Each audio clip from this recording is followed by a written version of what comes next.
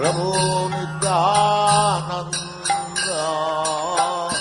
Shri Advaita Gadadhara Srivasadi Gaur Bhaktarinda Bhaja Shri Krishna Chaitanya Prabhu Nityananda Shri Advaita Gadadhara Srivasadi Gaur Bhaktarinda Hare Krishna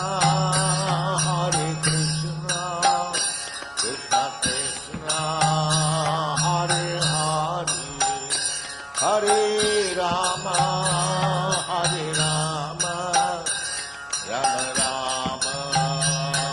Hare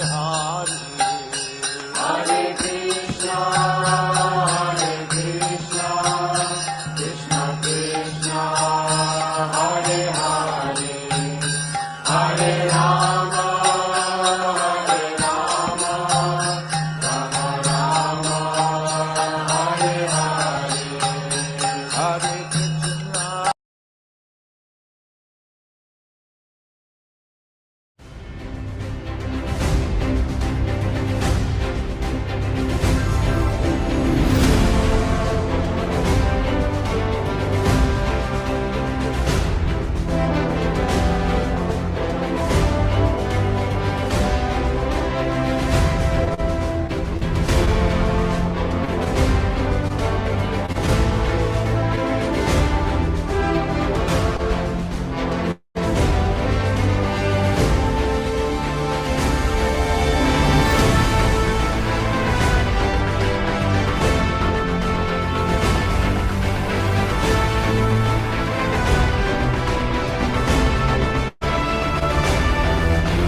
Hare Rama Rama Rama Hare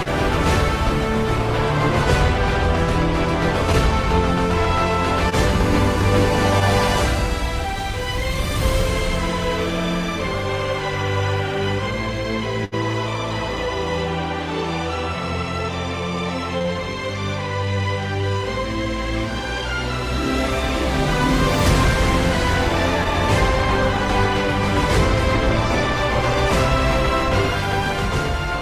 Hare Krishna. Hare Krishna, Krishna Krishna, Hare Hare, Hare Rama, Rama Rama, Hare Hare.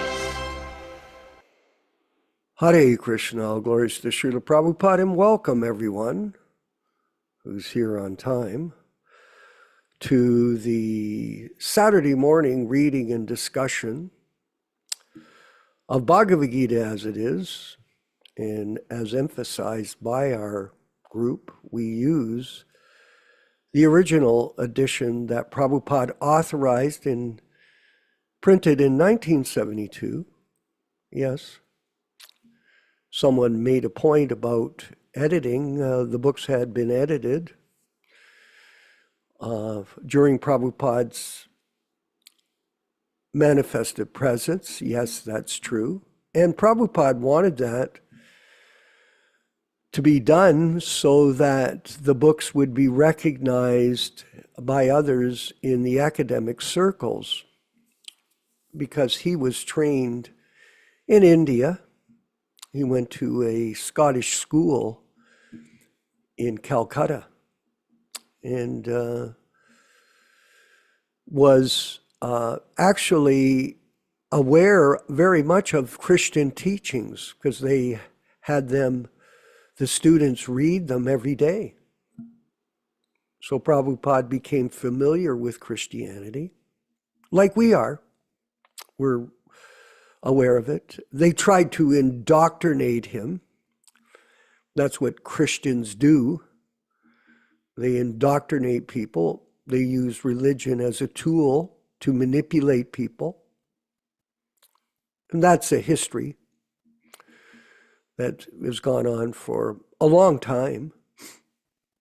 Manipulation of people, misrepresentation of people, of knowledge and truth to manipulate people. And this is the way of the conditioned souls that live in this material world and are very confused because they think they're the body. That's why. They think they're the mind. You know what the mind does, Mother Ruchisha? The mind speculates all the time. And also, the mind is very fond of concocting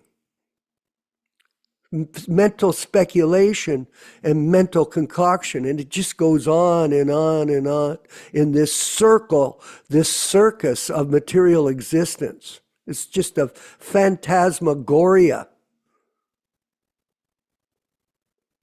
It's a very interesting word, isn't it?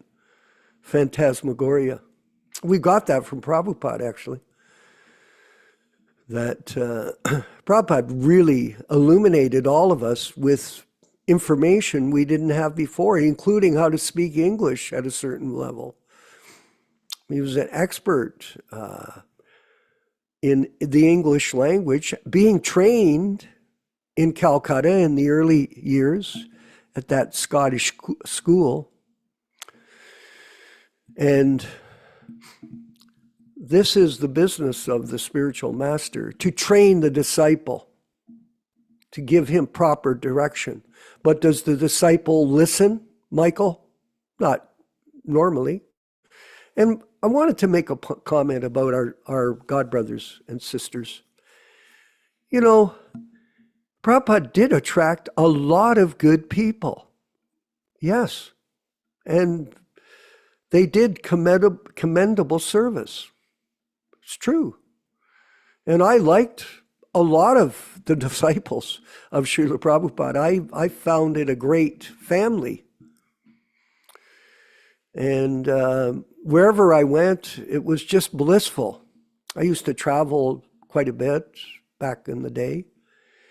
And I remember fondly going to India to the Mayapur festivals, and I just saw Yashodanandana Prabhu, a video online of Prabhupada coming down the steps of the main building there that they first built, that first one. But it wasn't built. It was in the early construction in 1973. And it was very rough. If people really understood what it was, they would see that the whole thing has come a long way. It's a whole different world there. Back then, it was very primitive. It was very primitive. It was an adventure, Michael, when we went. It was far beyond our realm. In Canada, say, for example, in Hamilton, I'm in Hamilton, a steel city. All of a sudden, they end up in Mayapur, Navadvip. Unbelievable transition from here. Actually, when you came back from India, what were you experiencing when you got back, Michael? You were experiencing cultural shock. You went there, you became exposed to a whole different world, a different reality. And in the case of Mayapur Dham, it was transcendental reality. Very different. And so Prabhupada had us come to India. We were blessed to be there. I remember when we were in Mayapur in that building, there wasn't the wall at the time, Yashodanandana Prabhu. It wasn't there, remember? So everybody had to sleep on the second floor. I think I've seen a picture of it. There was like 50 devotees sleeping on the second floor on the concrete. And by the way, 45 of them were fiercely ill. You know, when we went to India back in the day, the conditions were very difficult, and a lot of people got all kinds of stomach disorders. It was just common. And but everyone went there. It was a great experience to be there with Srila Prabhupada in the Holy Dham, the birthplace of Lord Chaitanya. And Prabhupada had a tremendous pastime of preaching. Yes. And we are all part of it. Think about it. I was mentioning to Ram Raghava today, this is a pastime. Like, for example, even our current situation with the Hare Krishna Society and the PDA. It's a pastime. What's the pastime? The pastime is protecting Prabhupada's legacy by printing and publishing books and information which will give the truth of the matter of his mission, how he became and what he did to propagate Bhaktisiddhanta Saraswati Goswami Prabhupada's message to the Western-speaking countries. And we're simply carrying on with the mission. We're not creating a mission. We're serving a mission that he created. Very interesting difference. A lot of people that concoct, oh, well, Prabhupada made me a guru. Now I'm going to go and do my mission. Just saw my godbrother, I'm not going to mention his name because he's up every day now on social media. He does these video clips. Oh yeah, okay. Mr. Preacher, trying to explain how to please Krishna. You have to please your spiritual master. I said to him, do you understand what Guru Tattva is?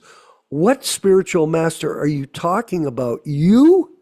Is that what you think? Just about 6 months ago, you were a lunatic, and now all of a sudden you're an expert, transcendental, pure devotee of Lord Chaitanya? Come on.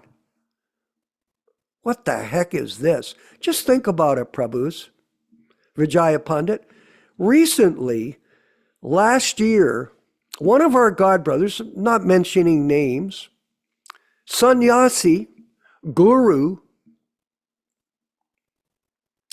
so-called pure devotee, all of a sudden, he gets involved, it is exposed, not just that he's been involved in relationships with his secretaries. Oh, what the heck is that? You running an organization that's supposed to be promoting pure devotional service and protecting the disciplic succession, and one of the members out of 150 so-called gurus is now a sannyasi, loaded bank account, beautiful women, not so beautiful, but whatever. And at the same time, he has all kinds of illicit activities going on. Whoa. And what's happened? Since that happened last year, what has happened? He's disappeared. Do you notice that? The whole thing has been covered up because they are living a lie. They're a fraudulent group of people, and they're operating on the basis of misinformation and manipulation. And they're manipulating people's minds so that they can promote themselves. That's the fact. And it's a sad case. But let's not get too upset. Why? Because everybody does it. It doesn't matter if you're government people or you're spiritual people, they're Christian or Muslim or whatever. These people that are materially motivated and use religion as a means to control people are everywhere. And it's also been introduced into Prabhupada's mission. And it is what? What is it? Let me say what it is. And everybody that's listening on YouTube as well, it's cancer. Have you ever had cancer?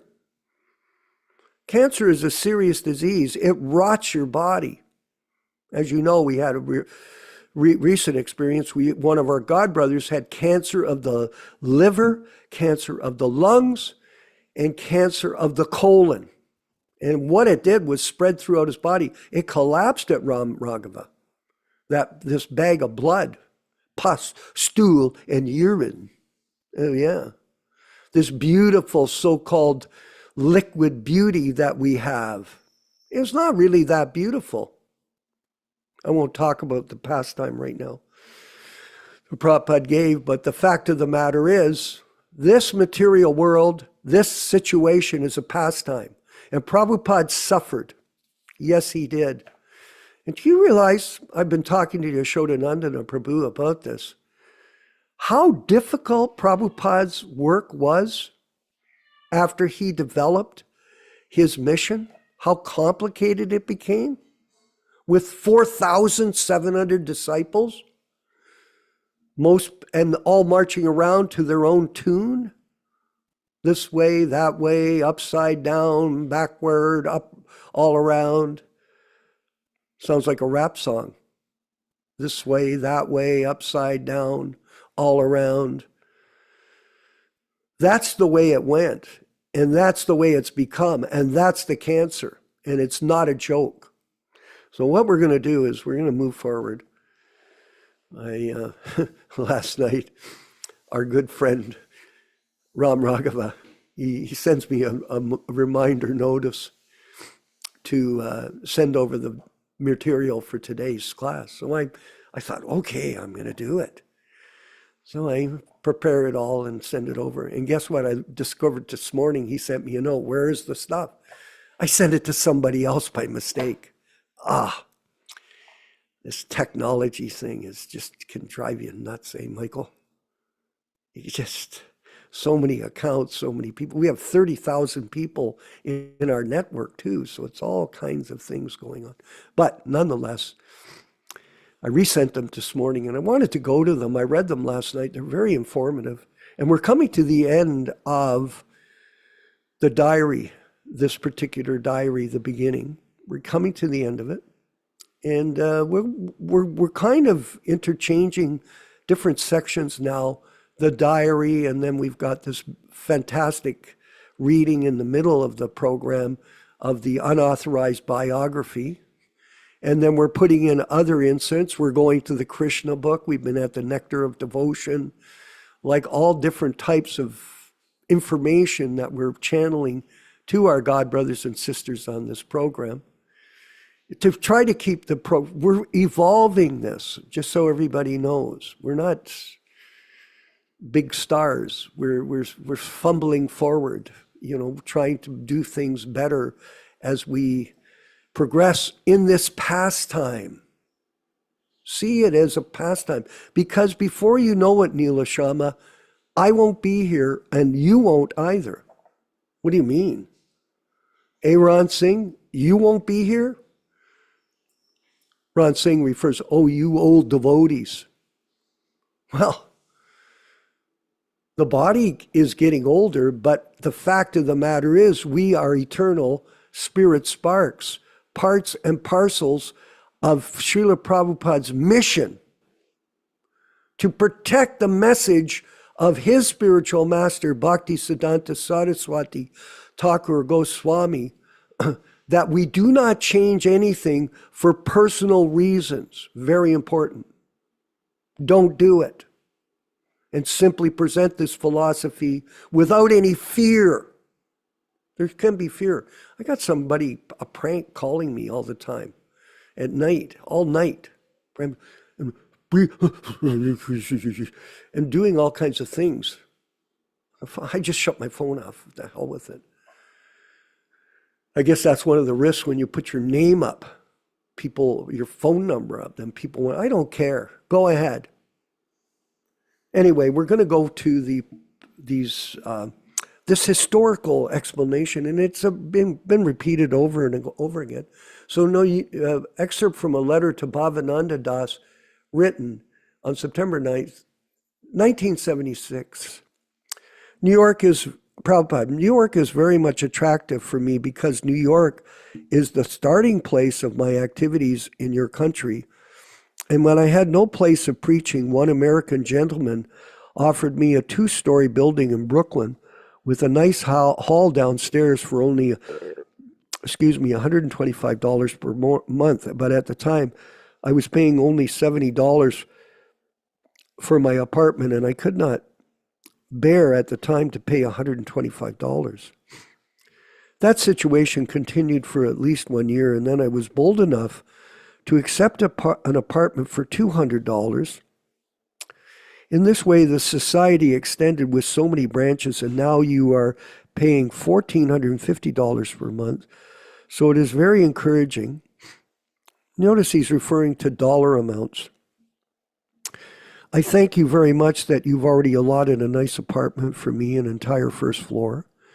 So if I had the wings of a dove, I could fly immediately to Brooklyn and enter my apartment. And anyway, in future, I wish to go there. For the time being, keep it nicely by the grace of Krishna. Wherever I go, all my disciples give me a very nice place for residing, and in Calcutta also, Sriman Achutananda and Sriman Jayapataka, who are going to be sannyasis tomorrow, they have given me a very nice apartment. So now I'm 75 years old.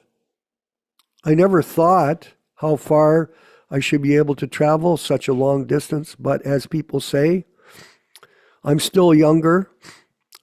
Then maybe sooner or later I shall come back to New York again. Very interesting. And we'll read this next section, which is a summary of his hardship as he was going through his evolution in New York City, how he went, how he was suffering in his pastimes with the association of American people. Prabhupada, this is an excerpt from a room conversation with His Divine Grace, September 13th, 1976. One boy, he was coming to me in that about 171st Street, and all my things were stolen. My tape recorder, typewriter, fortunately, they did not touch my manuscript that I was typing my books. Actually, you know who stole it, Yashoda? I believe, and you may correct me, that Kirtananda tried to steal the manuscript and have it printed under his name, Keith Ham. Some money was stolen. Then one book, he was coming to me. He told me, please come to my place, aloft the Bowery Street. Yes. I did not know the Bowery Street. It was not a good quarter, all bums and drunks. When I see there one Jewish friend, he had an electrical shop. He told me, Swamiji, you've gone to the Bowery Street.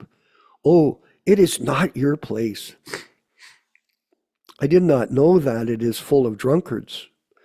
But they were lying down in front of my floor. They were very respectful. Excellent. Where did I go? These drunkards comes and they respectfully give me way. So when he was coming in, they would be polite to let him access to go up to the third floor. And they would lie down on the urine and sometimes like that on water. Then the boy who took me there, he was Murray. His last title was Murray. But he was taking Paul Murray. He was taking LSD. It's a dangerous drug, LSD. I went there. He did not go to work. Otherwise, he was working and getting daily 20. I went there. He did not go to work. Otherwise, he was working, and getting $25 to come back. He was working. Since I went, he stopped working, and I had to pay $125 for the loft. And remember this, everyone, Prabhupada was giving money on a regular basis to him, $5, $10, $2. One lady was the landlord, so I was going on. Some people were coming. Then Mukunda began to come, his wife and another black boy, half black, Yirgan, Yaripati, I gave him the name, Karapati. He was coming, and then one day, that boy, Murray, he showed some crazy features, so I thought it is dangerous to live with him. Yes, I remember that, So I approached Mukunda, Michael Grant. Mukunda had no place. Still, I asked him. So I kept my goods at Mukunda's house very shortly, not very much time, and went to live with Jürgen. That is another loft. So in this way, with great hardship, Sometimes here, sometimes there. In this way, I got $200 by selling books. And then I asked Mukunda to find out an apartment, and he found this apartment, 26 2nd Avenue. One storefront down and one living quarters up. And that was opulent for Prabhupada. It was just a simple room. So I found it very convenient. Down I would give the lecture and hold kirtan. So he charged $75 a month for the apartment. It was a small apartment. Yes, I think in the space like this room or less than that, everything is there. Prabhupada would put his trunk as his desk, Tom. He'd have a trunk. He'd put his desk and put a cover over it. There was a kitchen, there was a shower and 2 rooms, I think less than this, 2/3 of this room and everything there. So I shifted there, and then I remained up to May 1967. I think I got heart attack. Difficulty, health difficulty.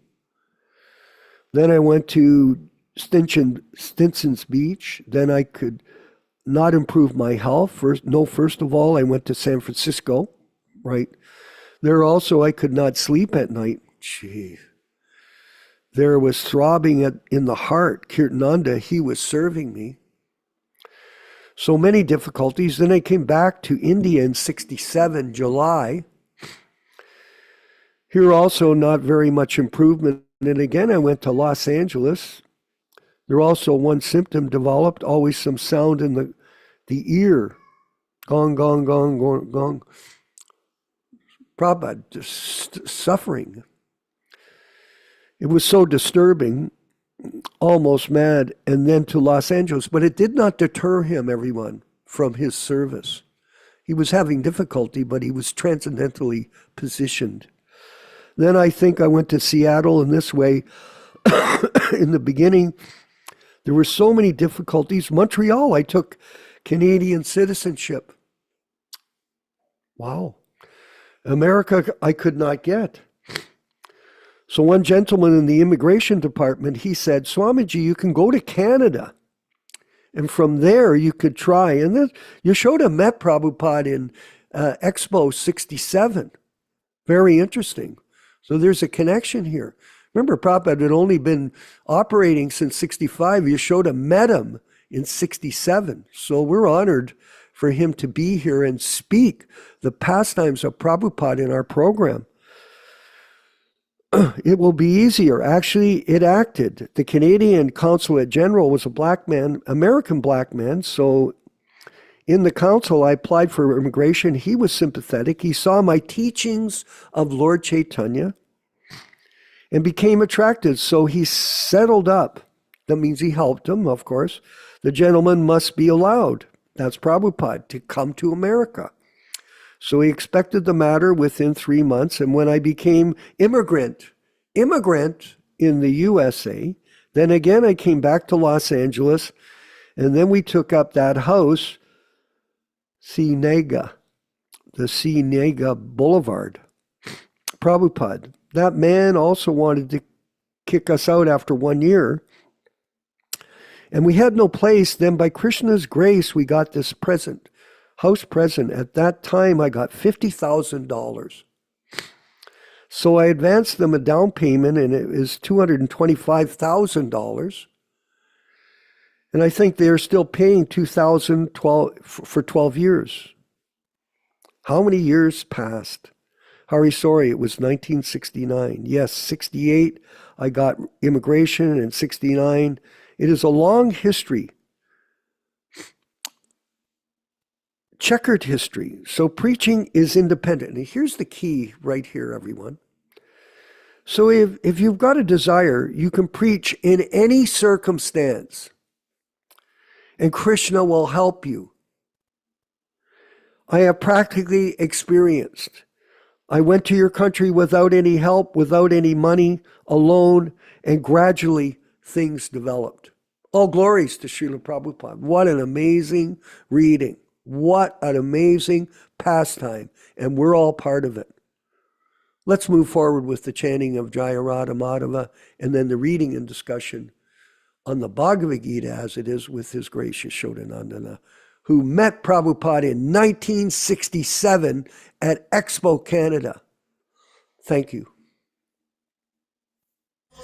Jaya Radha Madhava Kunja Bihari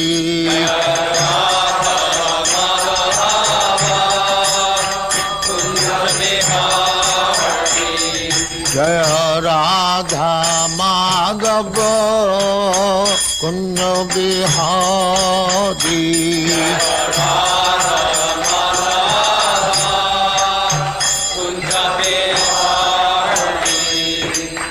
Yashodanandana Brajajana Ranjana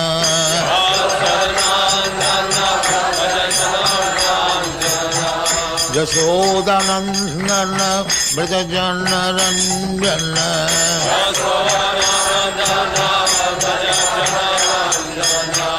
Jamuna Tira Banachari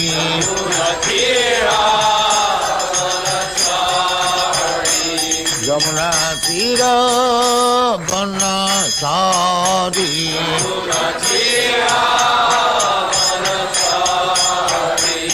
Jaya Radha Madhava Kunja Bihari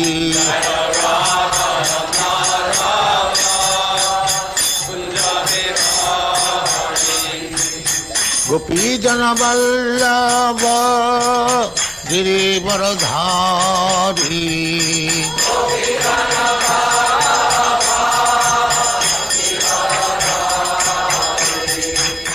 Gopi Jana Vallabha Girivaradhari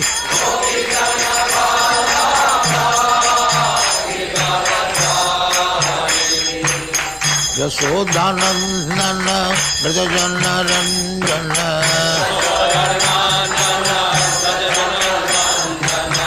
Yashodanandana Brajajana Ranjana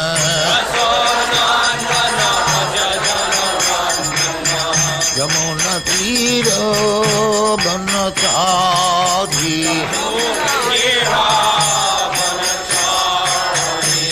Yamuna Tira Banachari Jaya Radha Madhava Kunja Bihari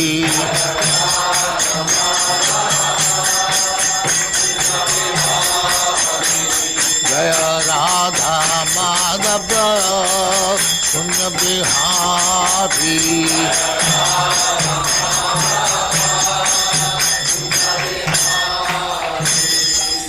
Jaya Muspa Paramahansa Parivrajagacharya Sattva Smadhati Siddhanta Saraswati Goswami Bhagavad Ki Jai Ananta Kodi Vaishnava Ki Jai Namacharya Shri Haridas Thakur Ki Jai Prem Se Kaho Sri Krishna Chaitanya Prabhu Nityananda Shri Advaita Gadadhar Shivasari Gaur Bhaktamani Ki Jai Shri Shri Radha Krishna Mo Gopinath Sam Khund Radha Khund Giri Godhan Ki Jai Vrindavan Dham Ki Jai Navadvip Dham Ki Jai Ganga Mai की जाए जमुना माई की जाए गुरु द्वारका धाम की जाए स्वामी तो भक्तबिंद की जाए और ग्लोरी टू जस्ट और glory to just thank you very much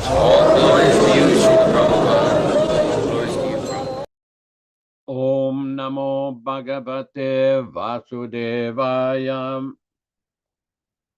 Om Namo Bhagavate Vasudevaya. Om Namo Bhagavate Vasudevaya. O my Lord, Sri Krishna, the son of Vasudeva, the all-pervading personality of Godhead, I offer my respectful obeisances unto you from Srimad Bhagavatam 1:1:1. Narayanam Namaskritya Narayanam Namaskritya Naram Cheva Narottamam Naram Cheva Narottamam Devim Saraswatim Vyasam Devim Saraswatim Vyasam Tato Jayam Mudirayet. Tato Jayam Mudirayet. One should utter the means of conquest, Srimad Bhagavatam, after offering respectful obeisances, one, to the personality of Godhead Narayana, two, to the Naranarayana Rishi, who is the supermost human being, three, to the Mother Saraswati, the goddess of learning, then four, to Srila Vyasadeva, the author, from Srimad Bhagavatam 1-4. Welcome everyone to this reading and discussion on Srimad Bhagavad Gita. As we do every week, we will be reciting a few selected verses introduced by Srila Prabhupada himself in 1966 when he started his preaching mission in New York. Om Ajnana Timirandhasya Jnananjana Shalakaya Chakshuranmilitam Yena Tasmai Sri Gurave Namaha. I was born in the darkest ignorance, and my spiritual master opened my eyes with the torch of knowledge. I offer my respectful obeisances unto him. Sri Chaitanya Mano Bhishtam Stapitam Yena Bhutale Swayam Rupa Kadamahyam Dadati Svapadantikam. When will Srila Rupa Goswami Prabhupada, who has established within this material world the mission to fulfill the desire of Lord Chaitanya, give me shelter under his lotus feet? Vandeham Shri Guru Sri Yuta Padakamalam Shri Gurun Vaishnavamscha Sri Rupam Sagrajatam Sahagana Raghunathan Anvitam Tam Sajivam Sadvetam Savadhutam Parijana Sahitam Krishna Chaitanya Devam Sri Radha Krishna Padan Sahagana Lalita Sri Vishakanvitam Scha. I offer my respectful obeisances unto the lotus feet of my spiritual master and unto the feet of all Vaishnavas. I offer my respectful obeisances unto the lotus feet of Srila Rupa Goswami, along with his elder brother Sanatan Goswami, as well as Raghunath Dasa and Raghunath Bhatta, Gopala Bhatta, and Srila Jiva Goswami. I offer my respectful obeisances to Lord Krishna Chaitanya and Lord Nityananda, along with Advaita Acharya, Gadada, Srivas, and other associates. I offer my respectful obeisances to Srimati Radharani and Sri Krishna, along with their associates Sri Lalita and Vishaka. He Krishna Karuna Sindhu Dinabandho Jagatpate Gopesh Gopika Kanta Radha Kanta Namostute. Oh, my dear Krishna, you are the friend of the distressed and the source of creation. You are the master of the gopis and the lover of Radharani. I offer my respectful obeisances unto you. Tapta Kanchana Gourangi Radhe Vrindavaneshware Vrishabhanu Sute Devi Pranamami Hari Priye. I offer my respects to Radharani, whose bodily complexion is like molten gold, and who is the queen of Vrindavana. You are the daughter of King Vrishabhanu, and you are very dear to Lord Krishna. Vanchakalpa tarobhyascha kripa sindubhya evacha patitanam pavanebhyo vaishnavebhyo namo namaha. I offer my respectful obeisances unto all the Vaishnava devotees of the Lord who can fulfill the desires of everyone, just like desire trees, and who are full of compassion for the fallen souls. Sri Krishna Chaitanya Prabhu Nityananda, Sri Advaita Gadadara Srivasadi Gaura Bhakta Vrinda, Hare Krishna, Krishna Krishna, Hare Hare, Hare Rama, Rama Rama, Hare Hare. So we are continuing our reading from the Bhagavad Gita as it is, the 1972 Macmillan edition, the non-adulterated, non-interpolated, non-modified version. We are on chapter 13 of the Bhagavad Gita on page number 632. False ego means accepting this body as oneself. When one understands that he is not his body and his spirit soul, that is real ego. Ego is there. False ego is condemned, but not real ego.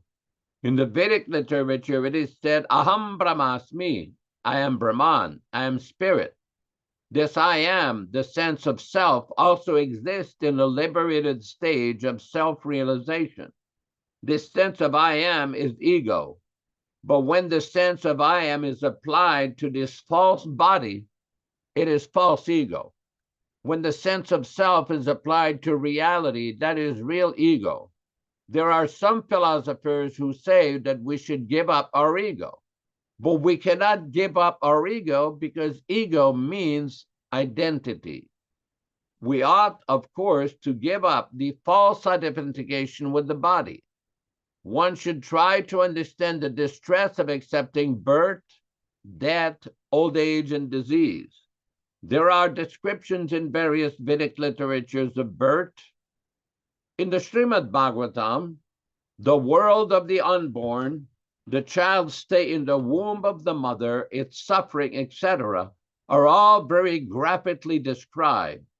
It should be thoroughly understood that birth is distressful, because we forget how much distress we have suffered within the womb of the mother. We do not make any solution to the repetition of birth and death.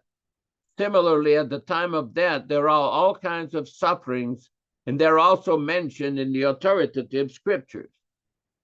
These should be discussed. And as far as disease and old age are concerned, everyone gets practical experience. No one wants to be diseased, and no one wants to become old, but there's no avoiding these. Unless we have a pessimistic view of this material life, considering the distresses of birth, death, old age, and disease, there is no impetus for our making advancement in spiritual life. As for detachment from children, wife, and home, it is not meant that one should have no feeling for these. They are natural objects of affection. But when they are not favorable to spiritual progress, then one should not be attached to them. The best process for making the home pleasant is Krishna consciousness.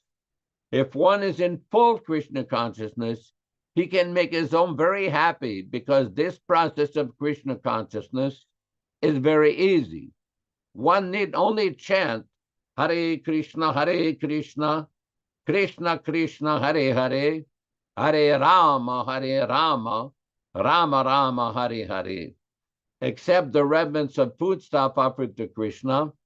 Have some discussion on books like Bhagavad Gita and Srimad Bhagavatam, and engage oneself in deity worship. These four will make one happy. One should train the members of his family in this way. The family members can sit down morning and evening and chant together Hare Krishna, Krishna Krishna, Hare Hare, Hare Rama, Rama Rama, Hare Hare. If one can mold his family life in this way to develop Krishna consciousness following these four principles, then there is no need to change from family life to renounced life. But if it is not congenial, not favorable from spiritual advancement, then family life should be abandoned. One must sacrifice everything to realize or serve. But when he understood that these family members were impediments to his Krishna realization, he accepted the instruction of Krishna and fought and killed him. In all cases, one should be detached from the happiness and distress of family life, because in this world, one can never be fully happy or fully miserable. Happiness and distress are concomitant factors of material life. One should learn to tolerate, as advised in Bhagavad Gita. One can never restrict the coming and going of happiness and distress.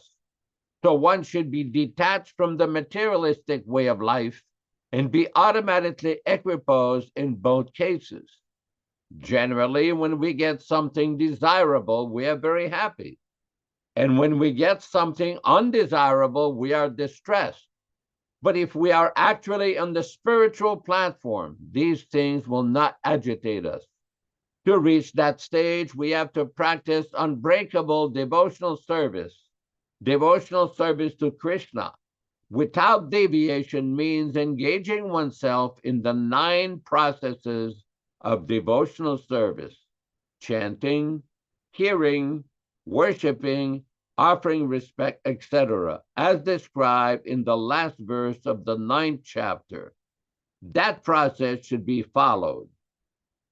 Om Ajnana Timirandasya Jnananjana Shalakaya Chakshuranmilitam Yena Tasmai Shigurave Namaham Nama Om Vishnu Padaya Krishna Prestaya Bhutale Srimate Bhaktivedanta Swamin Niti Namine Namaste Saraswate Deve Gauravani Pracharine Nirvishesha Shunyavadi Paschatya Deshatarine Bhakti Siddhanta Shishyaya Bhakti Vedanta Namine Prasannaya Prashantaya Tasme Shigurave Namaham Bhagavad Vandanam Khadyam Guru Vandana Purvakam Shiram Sharkara Yuktam Kadatihi Visheshataham Adadana Strinam Danteridam Yachi Punaha Punaham Srimad Rupa Padam Bhoja Dhulisyam Janma Janmani Amsho Bhagavatosmyaham Sadadaso Asmi Sarvata Tat Kripa Pekshako Nityam Tat Prishta Sat Karomi Svam Sri Krishna Chaitanya Prabhu Nityananda Sri Advaita Gadadara Sri Vasadi Gaura Bhakta Vrinda Hare Krishna Krishna Krishna Hare Hare Hare Rama Rama Rama Hare Hare. Yes, Rupa Goswami, you have something?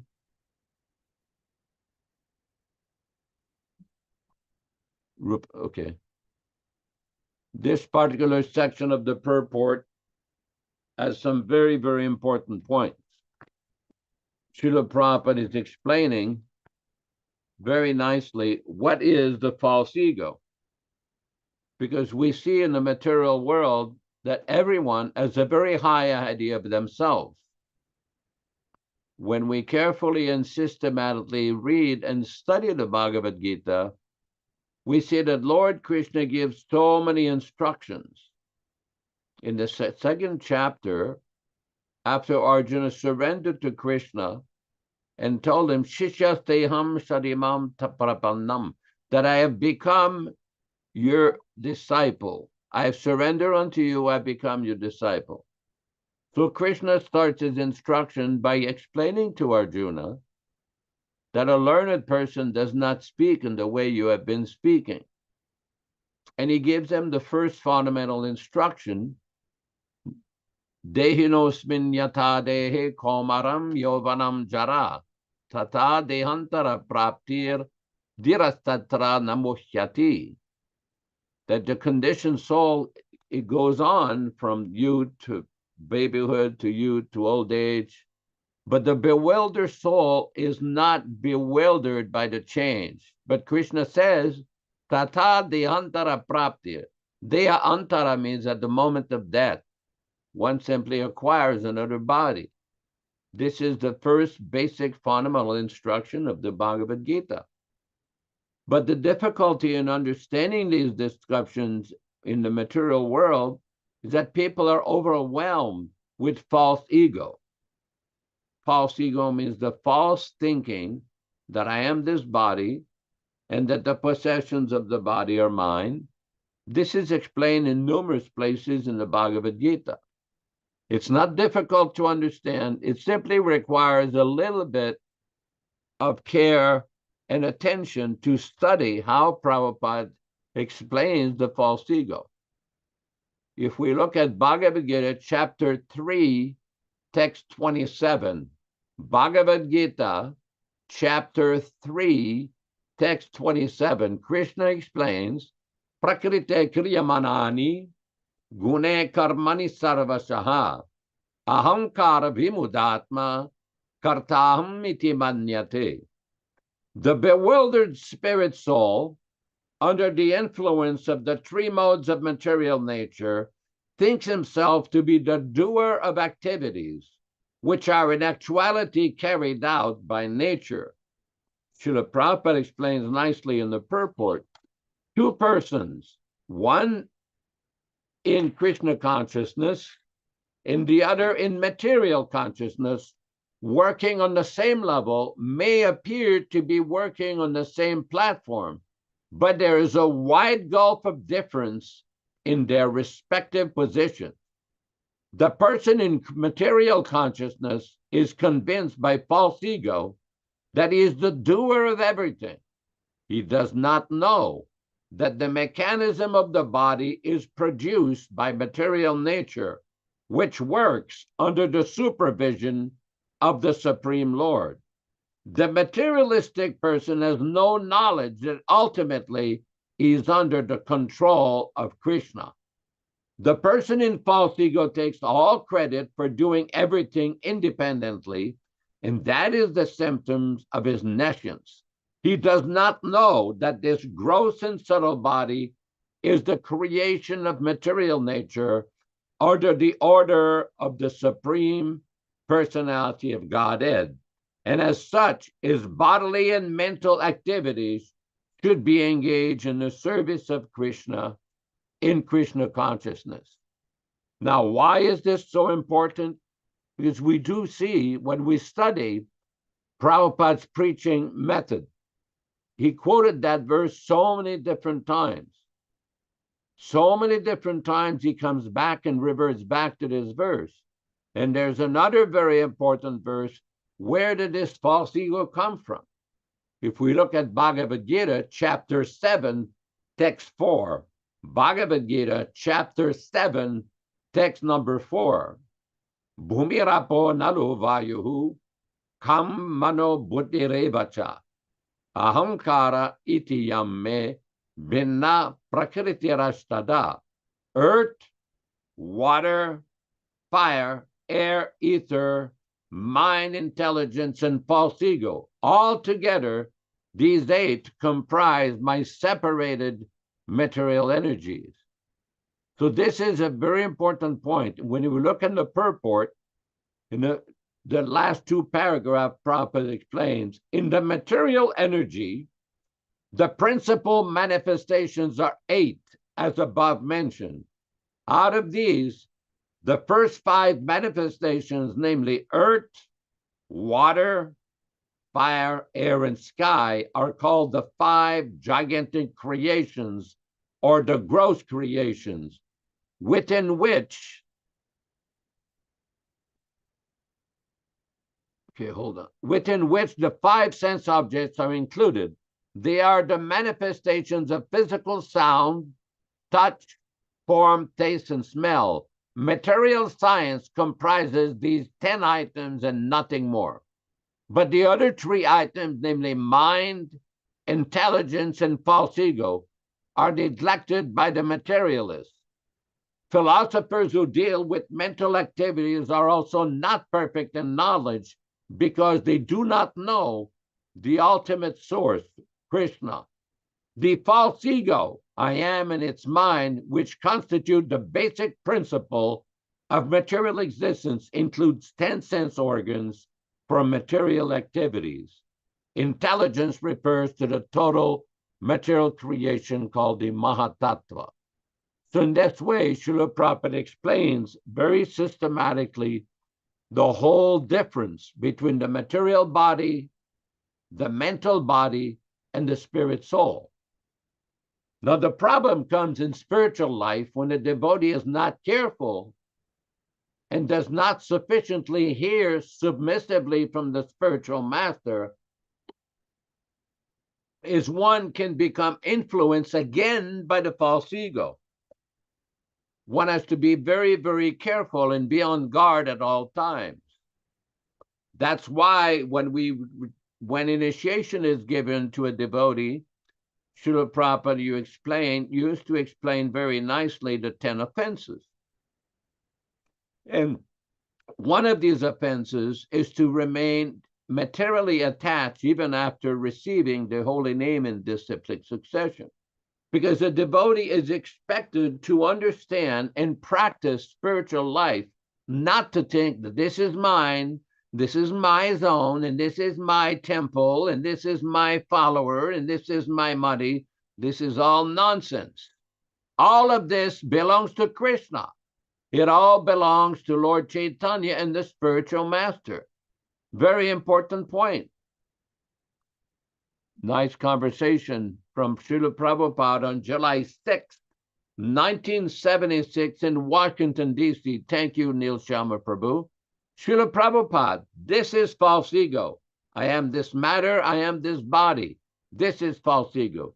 Swarup Damodar, yes, but why it is? Prabhupada, ego is there, but this is false ego. Rupanuga, then by association with the modes, there is contaminated consciousness. Prabhupada, this false ego develops. Swarup Damodar, but still in this verse on 726, verse 14, it says there are 4 internal subtle senses.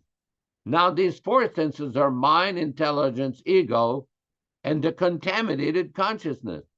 Rupanuga, mano buddhi rahamkaras, chittam yatar antmakam, chaturda lakshate vedu, vritya lakshana rupaya. The internal subtle senses are experienced as having 4 aspects in the shape of mind, intelligence, ego, and contaminated consciousness. Distinctions between them can be made only by different functions, since they represent different characteristics. Purport by Srila Prabhupada. The 4 internal senses or subtle senses described herein are defined by different characteristics. When pure consciousness is polluted by material contamination, and identification with the body becomes predominant, this is called false ego. Consciousness is the function of the soul, and therefore behind consciousness there is soul. When consciousness is polluted by material contamination, this is called ahamkara. Prabhupada, bhunkte prakritya jan gunan, the same thing. Purushaha prakritista bhunkte prakriti jan gunan. Swarup Damodar, is this ego mentioned here? Is it a false ego?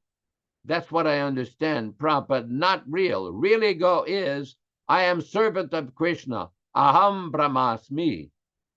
Several times as part of our discussion in this program, we've quoted a verse given in Sri Chaitanya Charitamrita by Srila Krishnadas Kaviraj Goswami, where he explains, he summarizes the whole Vaishnava philosophy very simply, very easily. It says, Ekal Ishwar Krishna, there is only one transcendental controller, that is Lord Krishna. Artha Britya, all others are his servant. Very simple. 6 words, and he describes the essence of all Vaishnava philosophy, especially Gaudiya Vaishnava philosophy. And why is it that we forget? Why is it that some do not understand? Because of false ego. Now, we have all seen, we've all experienced, and we know that even though a devotee may be mentally aware of this conclusion, unless he's very careful, he can revert back again with this false ego, thinking, oh, this belongs to me, this belongs to you, this belongs to us. Very dangerous. One has to clear his mind and always follow the instruction of the Acharya. That is why Prabhupada recommended that devotees should read very nicely, morning and evening, Bhagavad Gita, Srimad Bhagavatam, Chaitanya Charitamrita, and constantly remember Krishna. In the Bhakti Rasamrita Sindhu, Nectar of Devotion, there's a very important verse. Yena tena prakarena mana Krishna nishevaya.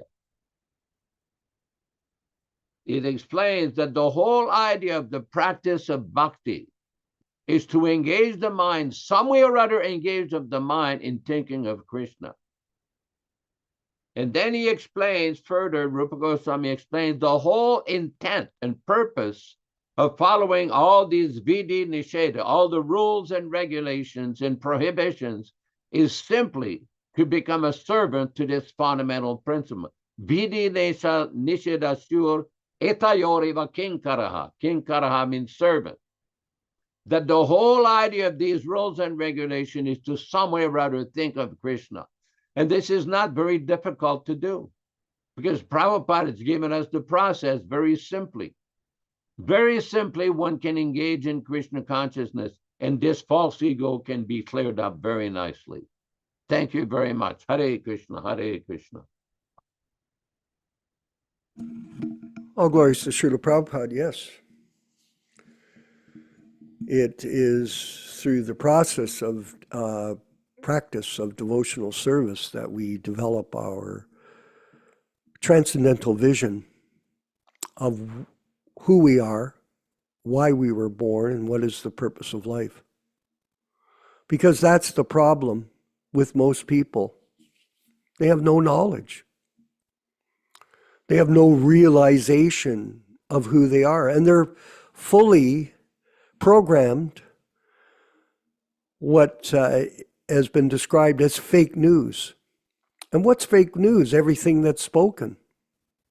Especially if you think that you are a Canadian or an American or rich or pure or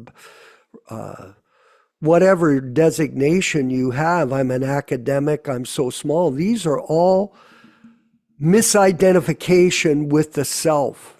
That's illusion. Now, this is a hard subject to comprehend.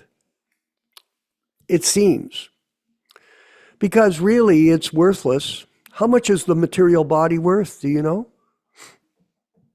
Do you know, Mother Ruchisha, how much it's worth? How much? Can you say? Is your microphone off? I'll give the answer. $78. That's how much it's worth. In chemical composition, $78. Unless you're selling organs. Unless you're a thief or a crook or a demon. It's worth nothing. This body is a vehicle for the spirit soul. That's it. It's a car. It's like an opportunity for us to get out of this material world. It's a very great instrument, yes, but if it's misused, it becomes a source of degradation and becomes a source of great suffering. The material world, you suffer here. You don't go without any difficulty generally. Look at Prabhupada, how he was going through his pastimes in the early years. He talks about his heart attacks again. My God. No, someone could think whatever they want about it, but the fact of the matter is, it's still difficult. And Prabhupada, he demonstrated practically to all of us how advanced he was, even up to the last moments of his manifested presence. He did not demonstrate any external misery, suffering. He tolerated everything. Titiksha. a very tolerant person, very transcendentally positioned. And in this way, he set example for us. Whatever great men do, common men will follow. Whatever standards they set by exemplary acts, Krishna explains in the Gita, the whole world pursues. So it's up to each individual to set good example. It's not easy. We're all contaminated with so much, let's say, to use the term again, Nilesh Sharma, false ego. We all are affected by false ego. I know. I certainly am. And I'm working on it. Yeah, I'm trying to overcome it, overcome our difficulties. This is the problem in the material world. Well, there it is, set by example. There are two processes that we get knowledge and then we get realization. But the point is this, very carefully understand this. Is it simply by discipline that you make advancement? It's by sacrifice. It's a combination of things. It's not just one thing. There are multiple. Look, for example, the point of hearing. Hey, Michael? You hear the philosophy. Oh, it's so great. I like to listen. It's very entertaining. It's like anything, like a movie can be entertaining. You listen to it, it can be entertaining. You can watch TV, it's very entertaining. You can come to these programs. We try to make them entertaining. Okay, but is it just about hearing? No, it's about assimilating the information into our daily routine. Now, someone would say, years ago, actually it was a few years ago, one of our godbrothers, he called us running a boot camp. What do you guys think you're doing, running some kind of boot camp? We're micromanaging people? I didn't even, what the heck are you talking about, boot camp? You're in your own world there. And we were trying to stress the importance of chanting your rounds. So some people tell me, oh, I can't chant my rounds. Well, you can't do the basic principles. How do you expect to make advancement and become realized on the transcendental platform of devotional service if you don't practice the system? Practice makes perfect. And you would chant every day. Now, someone would say, well, you keep repeating it. Well, because you don't like to hear it because you're told to do it and you don't want to do it. So therefore, you call us a boot camp. We're some kind of sergeants in the army. What's coming to your house? Did you chant your rounds? Nobody's knocking at your door, Mr. So-called Godbrother. It's up to you. Krishna knows everything. Prabhupada said that recently in a lecture. Krishna knows everything that's going on. It's interesting to note, when Prabhupada says that, when he speaks those words, the sincere devotee actually gets the understanding. You look at yourself and go, oh yeah. Because otherwise you're forgetting. Because there's so many things that will let us forget Krishna by our circumstances. If you want to forget Krishna, Krishna will allow you, Krishna can make you forget him forever. Forever. So the mercy is to always remember Krishna. You remember Krishna by practicing Krishna consciousness on a daily basis. It's a discipline. Ron saying, you know that. And it's not discipline that gets realization. It's sacrifice. And what do you sacrifice? Well, I'll tell you what you're supposed to sacrifice. And Prabhupada set the example. Just think about it when he came from India, Nilesh Sharma. Just think about it. It's hard for us to really visualize it, what really went down. But he left from Calcutta by himself. His one son, Vrindavan, came out to say goodbye. One person came to see him leave in the Jaladuta. And he crossed the ocean. He suffered all of the heart attacks. He went through the difficulty. He ended up in New York. He went through all the immigration, the trying to maintain the people stealing from him. His circumstances were very difficult, but he didn't give up. He never gave up his determination to serve because he understood the meaning of sacrifice, not simply discipline. And Prabhupada's whole pastime is an expose that inspired all of us, even in the early days and now in these days. It's inspiring. And when we hear the story, it inspires us to understand this is my responsibility to sacrifice everything. Why? What are you giving up, Michael? When you give up something, are you really giving up anything? You give up the illusion that you're the body, that you can be happy on your own. There is no happiness in this world. Sage Prabhupada says it to Maharaj Nimi. Know it for certain, there is no happiness here, although we think we can be happy. That's another Maya, another false ego. So we're caught in this web of confusion. It's simple to get out, but it's difficult for some people to practice. Practice makes perfect. So talk is cheap. They always say that, eh? Vijaya Pandit, you can say anything and people do.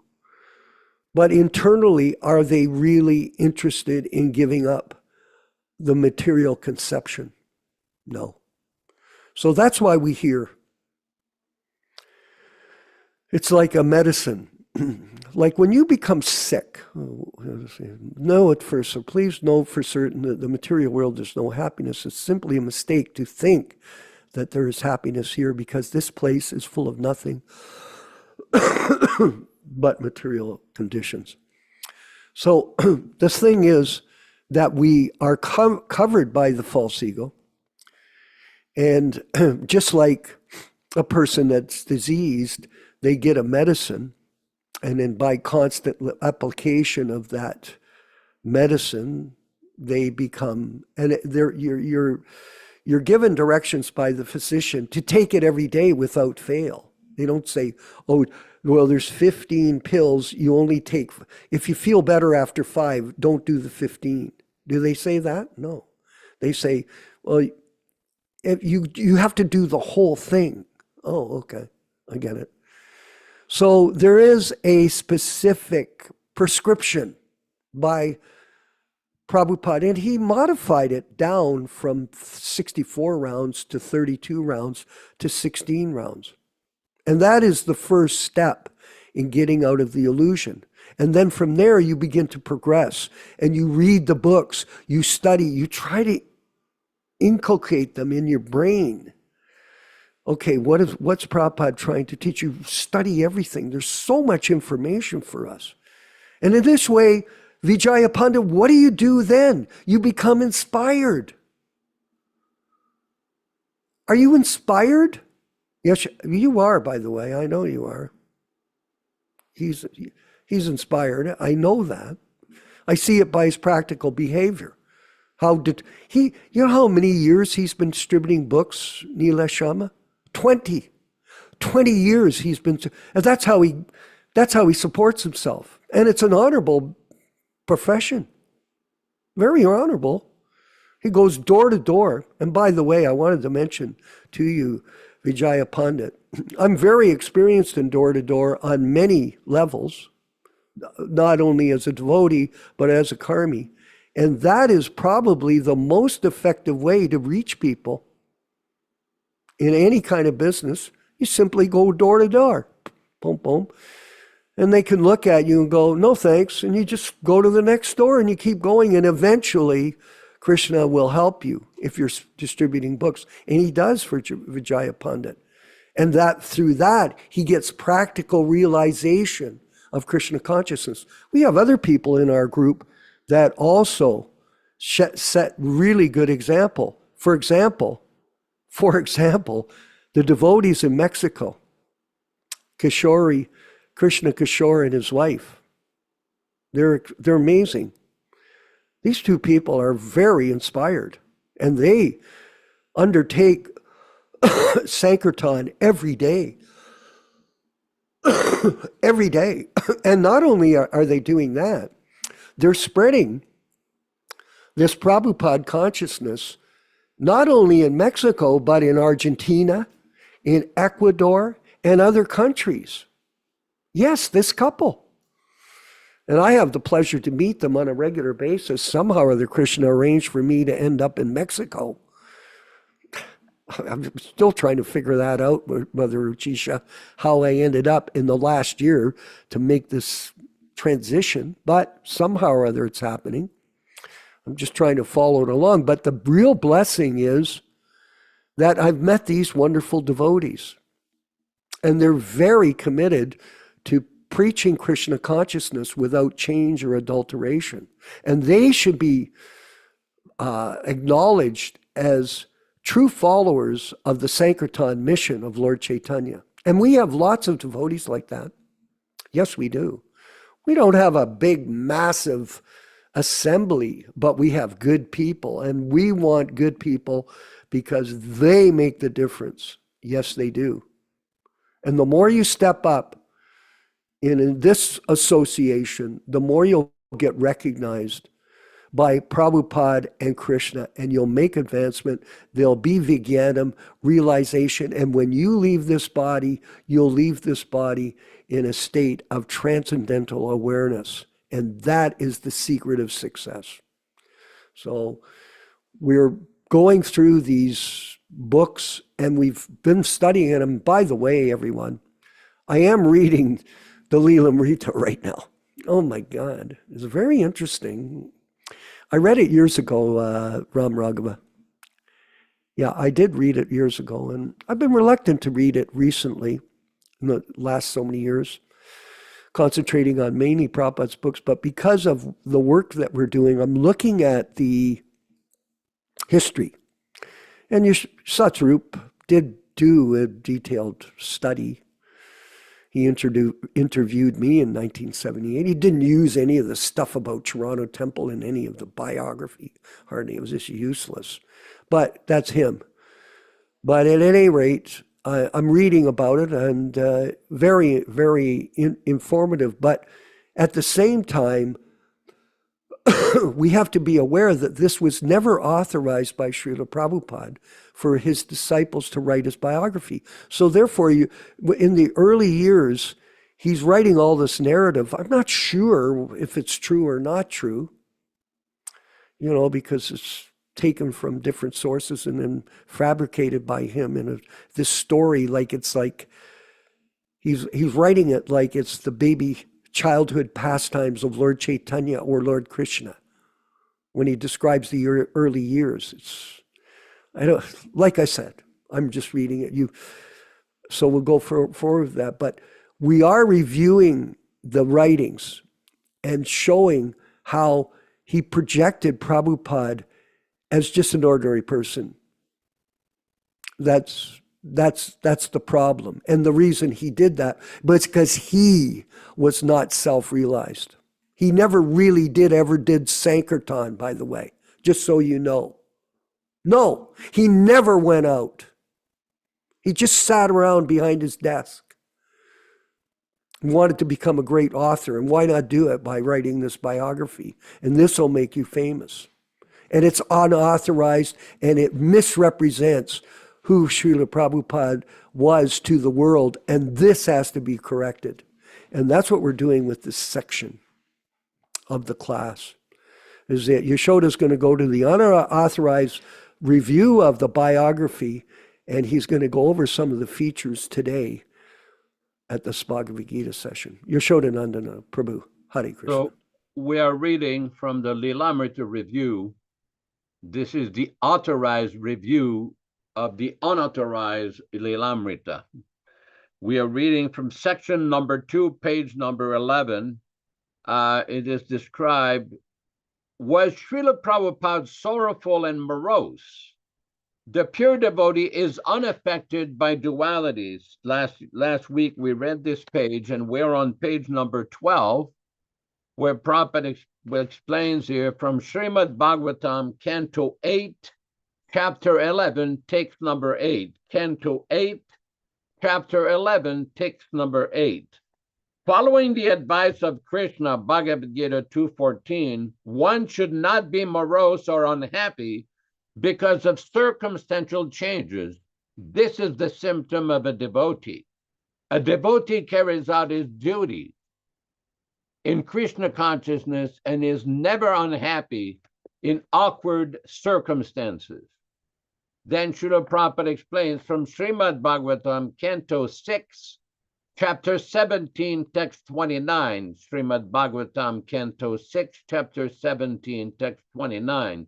Those who are not Narayana Para, pure devotees, must be disturbed by this duality of the material world, whereas devotees who are simply attached to the service of the Lord are not at all disturbed by it.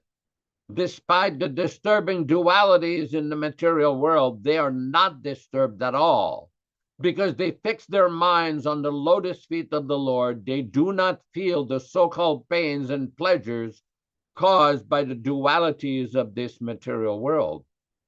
Srila Prabhupada explains in Srimad Bhagavatam, Canto 8, Chapter 11, text 8. Canto 8, Chapter 11, text 8. For a learned person who sees how things are taking place, there is no question of being sorry or happy because of the waves of material nature. One who is fully conversant with the laws of nature is never jubilant or morose because of nature's activities. We cannot understand Srila Prabhupada's mood by direct sense perception, what to speak of understanding by looking at a photograph. One disciple once was given a photograph of Srila Prabhupada by His Divine Grace. The disciple saw it and commented, "You look sad in this photo, Srila Prabhupada."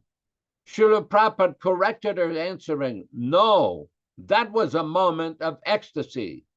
As neophytes, we have a tendency to consider the spiritual master through the restricted vision of our own conditioning. Either consciously or unconsciously, we have a tendency to think, if I do not experience material pain and pleasures, I will not enjoy the varieties of life. Therefore, if the spiritual master does not feel these varieties also, then he must similarly be situated in the void. Therefore, he must also be feeling the material world. But Srila Prabhupada explains in Nectar of Devotion, chapter 29, that the pure devotee is like the ocean. Material happiness and distress are like the rivers, and Krishna is like the moon. So many rivers may enter the ocean, but the ocean remains calm and steady. However, when the moon rises in the sky, no one can check the ocean tide. Similarly, so many material happinesses and distresses may try to disturb the pure devotee, but he always remains undisturbed, calm, and steady. However, when the moon of Krishna rises in the pure devotee's heart, he becomes like a madman, full of transcendental emotions. Jai Srila Prabhupada. Hare Krishna, Hare Krishna. Back to the studio to you. Yeah, it's a very enlivening section of our program, because what is it that inspires people in spiritual matters? To hear the truth. That's as simple as it is. It's like an injection, a potent injection when you're diseased. Because in the material world, we're in a diseased state. And the truth will, as it's quoted, will set you free. And a proper understanding of Prabhupada's position as a pure devotee, how he acts, how he serves. This is very revealing for the disciples. That's why we study very detailed these matters, because we're learning. You can't learn unless you listen. So here we're stressing hearing. Oh, yeah. Well, how much did you hear? Well, you hear as much as you can because we're always doing something. We are. There's no question of that. Hey, Tom, in Germany, you're always doing something, aren't you? Like right now, you're listening, but you're also thinking. You're always thinking. We're doing something. So it's not a matter of that you're doing something. It's who you're doing it for. What's your focus? So we simply have to change the order. That's what Prabhupada explains. Whatever you do, you always do it with a spiritual intent instead of a material intent, which is most people's business. I'm doing it for me. I, me, and mine. No, I'm doing it to please like Jayananda. How did he serve? Yashodananda knows that. He only had one mentality. He was only trying to please Prabhupada by his actions. That was obvious to everybody that was around him, that he had a single focus. And that's what made him great. That was it. If you got to associate with him, you got a taste of what it meant to be surrendered to the pure devotee. And this is a simple thing. Why not? When you meet a great person, if you follow in his footsteps, like the pure devotee spiritual master, and do what he says, you'll get great benefit from this. And naturally, everybody wants the biggest result from everything they do. People invest money. They're not investing money to lose money. So simply change the order, Prabhupada said. That's all we're doing. It's not rocket science. It's a simple thing. There are only two types of people. Well, that's only two? Yeah. There's only two. Devotees and demons. What do you want to be? You want to be a demon or you want to be a devotee? Make your choice. It's that simple. And devotional service is described in the Shruta. Prabhupada talks about it so much.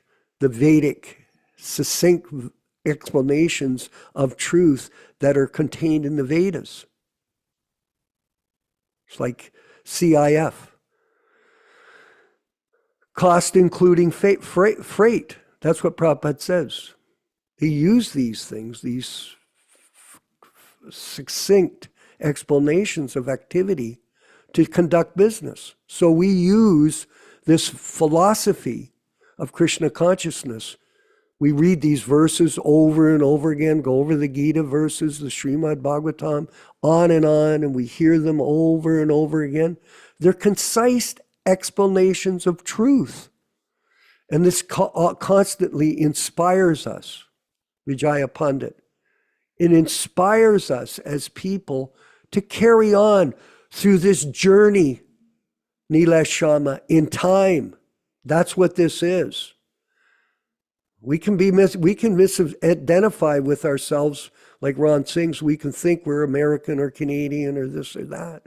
But actually, we're none of these things. We're simply servants of Krishna. And this will give us the insight that we need to pass time without wasting time. Prabhupada called it, this is Krishna technology.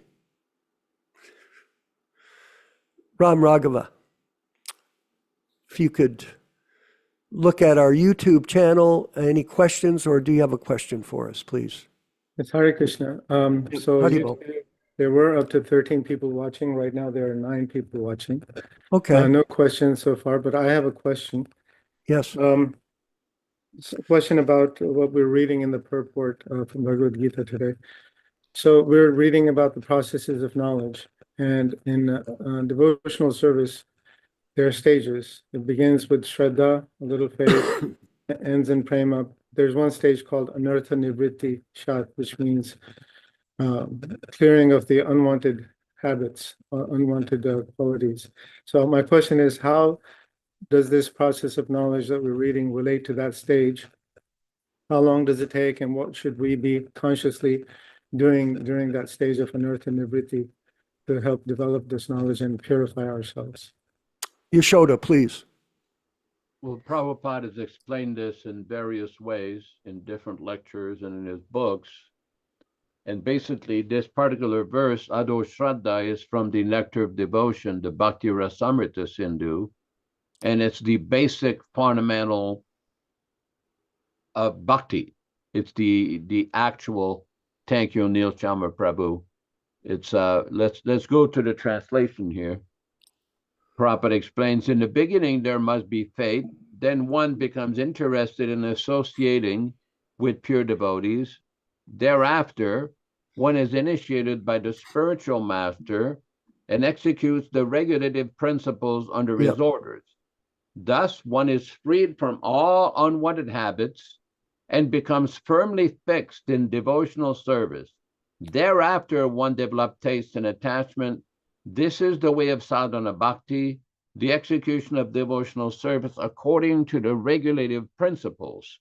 Gradually, emotions intensify, and finally, there is an awakening of love. This is the gradual development of love of Godhead for the devotee interested in Krishna consciousness. And the reason I wanted to read all of this so that devotees will understand the systematic process. Now, how long does it take? That depends on the devotee's seriousness. Just like, for example, in the Nectar of Devotion, it is explained that usually one cannot take to devotional service unless one has practiced this in his previous life. And we don't know what spiritual advancement a person may have done in his previous life.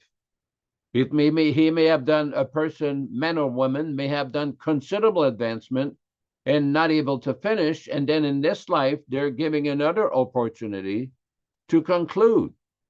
So we should be very respectful of everybody's attempt to progress in spiritual life and their march back to Godhead. And to come back to the original question of how long does it take?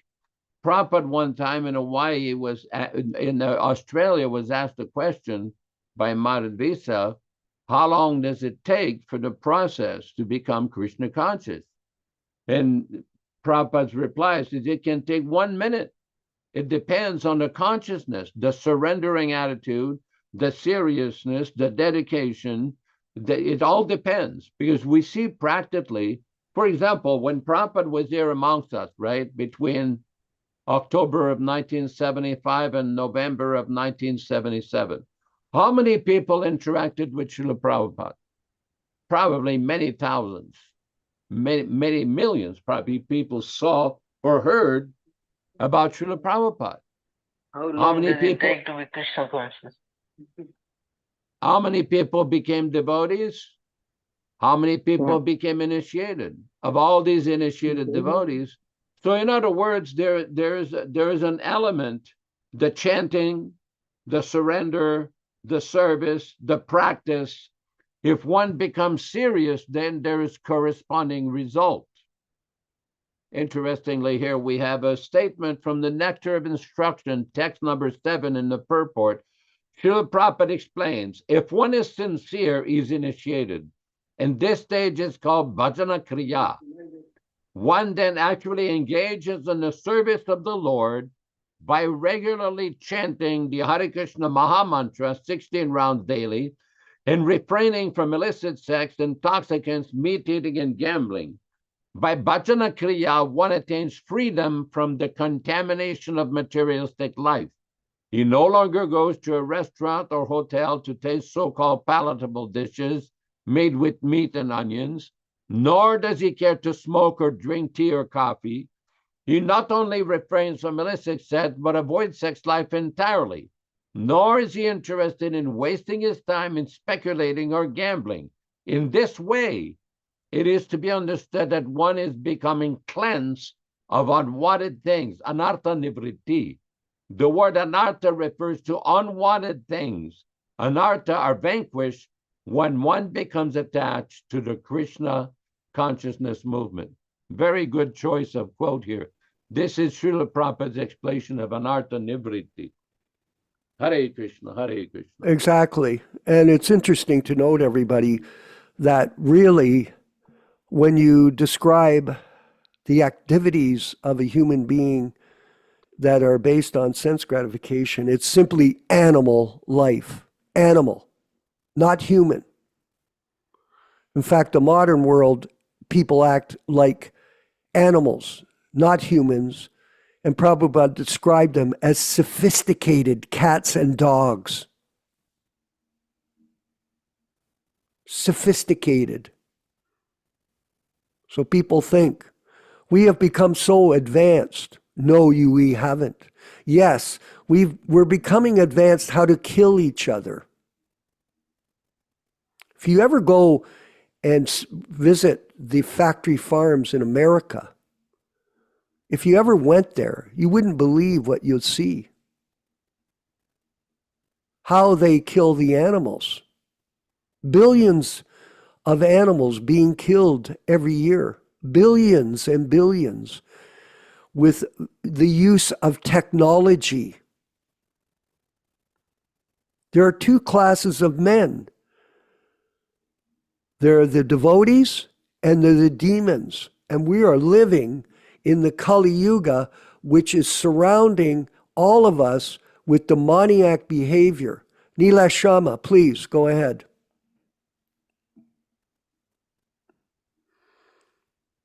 Hare Krishna. Go ahead. Thank you. Jai Srila Prabhupada. Jai. Two things I wanted to kind of share today. Okay. It's interesting that you were talking about it. If anybody wants to see about these animals and how they're treated, you can go Oh to my this God. site called PETA.org, and they'll show you live videos about how things are treated. So that part is one.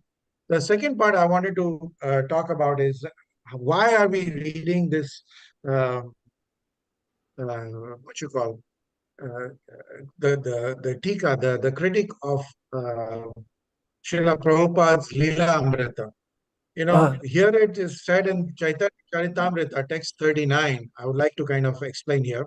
Even the most learned men cannot understand the words and activities and symptoms of a person situated in love for Godhead.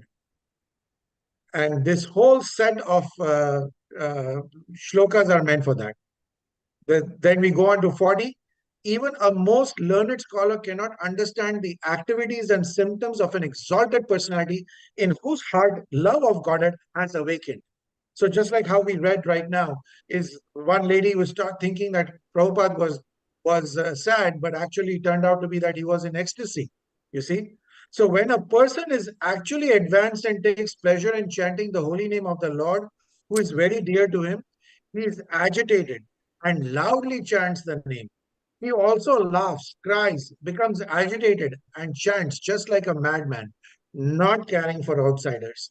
Now, how does a person who is in this material world, now whether you follow any of the gurus or you follow us or you follow Srila Prabhupada, we all agree that Srila Prabhupada is the pure devotee of the Lord. But how can we interpret it? And when somebody tries to interpret it, you can understand where, at what level they are by understanding these particular shlokas of the Chaitanya Charitamrita. And then the last part which I wanted to talk about was what Yashodanand Prabhu quoted, Ekala Ishvara Krishna Ara Sabha Bhartya Yare Yaiche Naschaya Se Taichak Kare Nritya. Chaitanya Charitamrita Adi Leela, chapter 5, verse 142. Lord Krishna alone is the supreme controller. All others are his servants. They dance as he makes them do so. Now, when you hear this particular translation, what does it remind you? That Prabhupada was living this shloka. What did he say? Or what did he design or write down the poem when he saw the Boston skyline? Boro kripa hoile Krishna adha mera prati. He is requesting Krishna. He prays in that particular poem why have you brought me here, which is full of Rajogun and Tamogun? But you have got me here for some purpose. So make me dance. I will continue to dance the way you want me to dance. And this part and Boro Kripa, how it kind of correlates so well together. I'd love to know what Yashodanand Prabhu has to say about it. Hare Krishna. Yashodanandana, Prabhu, if Yeah, you could you wind are up raising some very, very good points. the. The one issue here is like we see so many descriptions in Srila Prabhupada's books of what he expects devotees to behave, the various standards of devotional service, what he expects us to follow, how he expects us to conduct ourselves, how he expects us to practice Krishna consciousness. And we've seen during his manifested presence how he practiced Krishna consciousness. The difficulty is like this. When people come to Krishna consciousness, they're being told that there's 4 regulative principles. Okay. Actually, there's 5 regulative principles. There's no meat eating, no gambling, no illicit sex, no intoxication like that. The 5th regulative principle is no mental speculation. When people say no gambling, that includes that 5th principle, no mental speculation. And the reason is, in the material world, under the influence of false ego, which we've discussed today, under that influence of false ego, everybody is engaged in a path of mental speculation. And this is the difficulty, is that somebody may have a shaven head, the dhoti, the tilak, and so many, the devotional attire, but then the mind has to stop the speculation. And this is the very difficult thing that people have. In other words, what we have here is a situation where Prabhupada gives the instruction, and then there's somebody, some people think that they can invent their own way of interpreting Prabhupada's statements. That's why, if you recall, last Wednesday, on the Chaitanya Charitam reading, we were quoting from a letter to Prabhupada, where Prabhupada said, quote, as soon as there is personal motivation, it is not possible to understand Krishna consciousness philosophy, unquote. In other words, in order to understand all these points that you're making, and all these points that Ram Raghava was mentioning, that everybody here discusses, this can only be understood when one gives up that false ego and comes to the platform of no personal motivation. What does that mean? Prabhupada explains in the Chaitanya Charitamrita, no desire for profit, adoration, and distinction. This is the distinction between material life and spiritual life. In the material world, okay, let's see here. Letter to Ishan and Vibhavata. Let's read the whole letter. Lately, there has been some misunderstanding amongst our devotees about Krishna consciousness philosophy. Particularly, there has been some confusion about the relationship between the spiritual master and Krishna. The Vedas say there is a master Krishna. This servant Krishna is the spiritual master, and this is the conclusion. The spiritual master is the mercy representative of the Supreme Lord, and as such is given honor as good as Krishna, but he's never identical with Krishna. Perhaps you know the picture of Madhvacharya, one of the great acharyas in our line, who's holding 2 fingers up to indicate Krishna and Jiva. The impersonalists hold 1 finger because their idea is that everything is one. So if we make the spiritual master identical with Krishna, then we will also become impersonalists. If we say that our spiritual master is Krishna, then the conclusion is that if we become spiritual masters someday, then we will also become Krishna. Please try to understand how dangerous this kind of reasoning is. In my books, I've tried to explain this clearly, this simultaneously one and different philosophy, Achintya Beda Beda Tattva, propounded by Lord Chaitanya Mahaprabhu. But sometimes it happens that this philosophy is given a self-interested interpretation. As soon as personal motivation comes in, it is not possible for one to understand our Krishna consciousness philosophy. So this is very clear by Srila Prabhupada what he's expecting. And the reason is like, there is example of the brother of Bhaktisiddhanta Saraswati Thakur Prabhupada, who was living in Birnagar. His brother Lalit Prasad Thakur was there. So Prabhupada visited him, and there were discussions of how to improve his property. They were talking about either buying the property or leasing the property, and that society was going to invest a lot of money to clean the place up and expand and everything. And then this devotee, very senior devotee, Lalit Prasad, told Prabhupada, yes, you can have this, but I have to remain the guru here. And Prabhupada did not say much.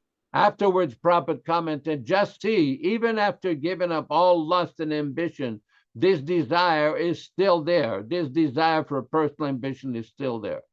So this is a very difficult situation to overcome. And we've seen this with many different colleagues and contemporaries. They cannot give up that desire. In other words, instead of fulfilling that function that Prabhupada gave them just as a service, they took it that this is now a position, that they could dominate and subjugate other devotees and concoct and manufacture so many crazy interpretations. One has to be very careful about that. Thank you very much. Hare Krishna, Hare Krishna. Yes. And, further, I wanted to say, Yashodanandana Prabhu, that Prabhupada clarifies a person's ability to understand the philosophy. He uses the term capacity. For example, Brahmeti Paramatmeti Bhagavan iti Shabhyate. What is your capacity? Do you understand Krishna as impersonal Brahman? Can you understand that Krishna is situated in your heart as the super soul? Do you understand that Krishna is Bhagavan in six opulences, who is engaged in eternal pastimes in the spiritual realm? What is your capacity? How do you determine capacity? Is everybody equal? Does everybody have the same capacity? No, they don't. They think they do, but they don't. And it's demonstrated by their behavior, how they act, what they say, what they do. So capacity. Some people have more capacity to understand Krishna consciousness than other people. And somehow or other in our situation, we've seen a lot of people don't have a capacity to properly hear. They can't hear because they haven't qualified themselves. That's right. For example, someone could present themselves as a guru. Okay. But they never chanted 16 rounds for 30 years. You're a guru, you're fraudulently presenting yourself as a guru, but you don't practice the philosophy that was taught by our spiritual master to be considered even to give good instruction and example to other people. Are you a guru? No, you're a fraud. You're a liar. You're in the closet. A lot of people, they're like that. They live in the closet. They pretend. It's interesting. I don't want to go off because we're going to end up the program, but I was talking to one of my friends about the Catholic Church. Okay. And I had no idea. Now, I could be corrected because I'm repeating this from other people. Neela Shama, they're claiming now that 90% of the priests are gay. Wow. Is it true or not? We can look it up. I know a lot of them are. But this is the point. Sure, they're going to be celibate because they're not with women because they're gay. This is all mundane religion, mundane religiosity. And so, you know, it affects everyone and everything. And so we have to be aware of what is going on in this world. It is a insane asylum. Do you hear me? It's insane. That's what it is. And we're trying to become sane by getting properly guided by His Divine Grace, A.C. Bhaktivedanta Swami Prabhupada. And we want to thank you all for attending today. Thank you. This is a chance for us to liberate ourselves out of this, what I call the madhouse of material life. It's mad, especially Kali Yuga. All glories to Srila Prabhupada. We're going to move forward. And remember, we'll be back tomorrow with Srimad Bhagavatam from the Delhi Bhagavatams. And we have some surprises we'll announce soon. We're not going to say anything, but it's going to be good. And we'll go forward with the chanting of the holy name led by Srila Prabhupada, 2 minutes and 54 seconds. I'm going to forget it sometime. I'm going to say 2:57. I know it. But I've kind of got it in my mind, Ram Raghava, thank you. It's like the other day, I went to take money out of the bank and I put in the wrong password. And all the accounts were canceling it to me. I'm going, what's going on? And I forgot just one letter, and that was it. Goodbye. All glories to the Sankirtan movement of Sri Chaitanya Mahaprabhu. Let's go for the chanting. Hare Krishna. Hare Krishna, Hare Krishna, Krishna Krishna, Hare Hare, Hare Rama, Hare Rama, Rama Rama, Hare Hare. Hare Krishna, Hare Krishna, Krishna Krishna, Hare Hare, Hare Rama, Hare Rama, Rama Rama, Hare Hare. Hare Krishna, Hare Krishna, Krishna Krishna, Hare Hare, Hare Rama, Hare Rama, Rama Rama, Hare Hare. Hare Krishna, Hare Krishna, Krishna Krishna, Hare Hare, Hare Rama, Hare Rama, Rama Rama, Hare Hare. Hare Krishna, Hare Krishna, Krishna Krishna, Hare Hare, Hare Rama, Hare Rama, Rama Rama, Hare Hare. Hare Krishna, Hare Krishna, Krishna Krishna, Hare Hare, Hare Rama, Hare Rama, Rama Rama, Hare Hare. Hare Krishna, Hare Krishna, Krishna Krishna, Hare Hare, Hare Rama, Hare Rama, Rama Rama, Hare Hare.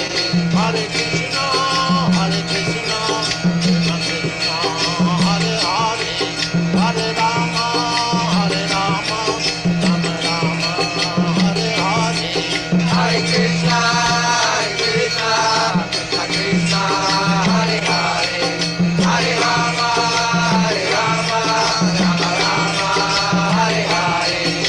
Hare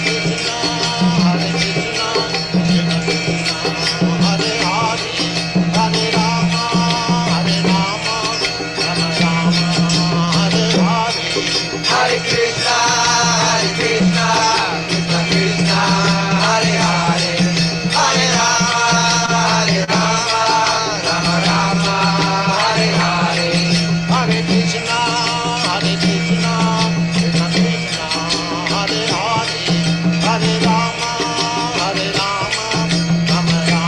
Hare Hare. Hare Krishna, Hare Krishna, Krishna Krishna, Hare Hare, Hare Rama, Hare Rama, Rama Rama, Hare Hare. Hare Krishna, Hare Krishna, Krishna Krishna, Hare Hare, Hare Rama, Hare Rama, Rama Rama, Hare Hare.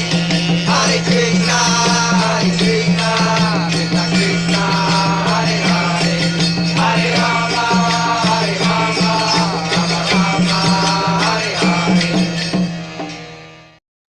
Let us offer our respectful obeisances to all the assembled Vaishnava devotees.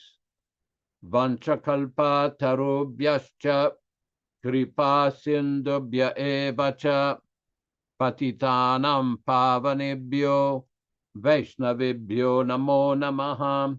I offer my respectful obeisances. We all offer our respectful obeisances unto all the Vaishnava devotees of the Lord who can fulfill the desires of everyone, just like desire trees, and we're full of compassion for the fallen souls. Thanks everybody for coming to this reading and discussion on Srimad Bhagavad Gita. Thanks Vishwakarma Prabhu in Hamilton, Ontario, Neil Sharma Prabhu in Florida. We have our good friend Ram Raghava Prabhu in Brighton, Georgia, Vijay Pandit in Douauville, Italy, near Venice, Rochisa Mataji dans la belle province, Quebec, Krishna Kata, we haven't seen his face, but he's got the beautiful Srimad Bhagavatam right there. His ends are showing. Michael Dillon in Yuba City, California. Bhaktatam in Germany. And we have Shiv Narayana Prabhu from Japan. Triloka Vijaya in Florida. Rupa Goswami in Bombay, India, and everybody participating. Thank you. Please come tomorrow morning for the Srimad Bhagavatam reading and discussion at 7 o'clock a.m. Pacific Standard Time, corresponding to 10 a.m. Eastern Time. Please join us for 2 minutes or so, I don't know exactly how many seconds, for a beautiful kirtan with some Jamaican Vaishnava devotees. Hare Krishna, Hare Krishna.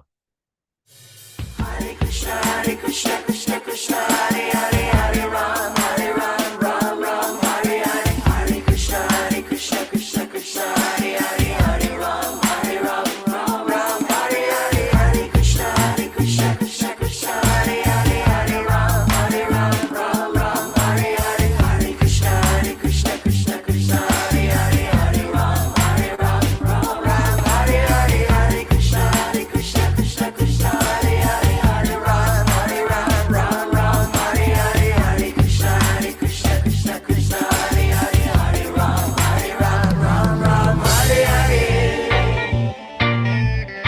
Rama,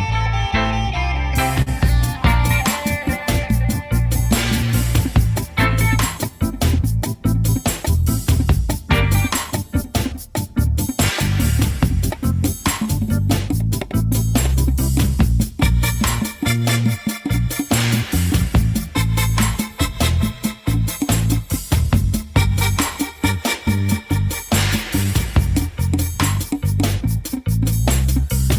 Krishna, Krishna Hare Hare, Hare Ram,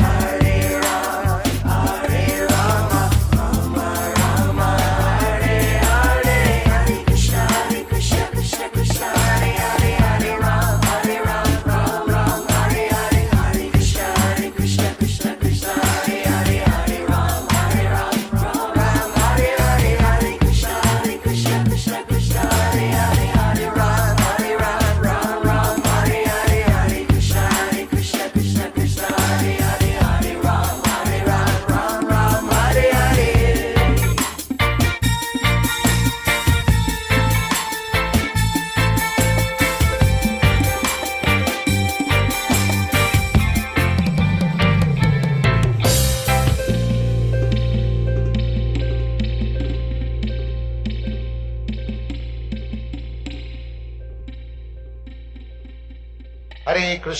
Hare Krishna, Krishna Krishna, Hare Hare, Hare Rama, Rama Rama, Hare Hare.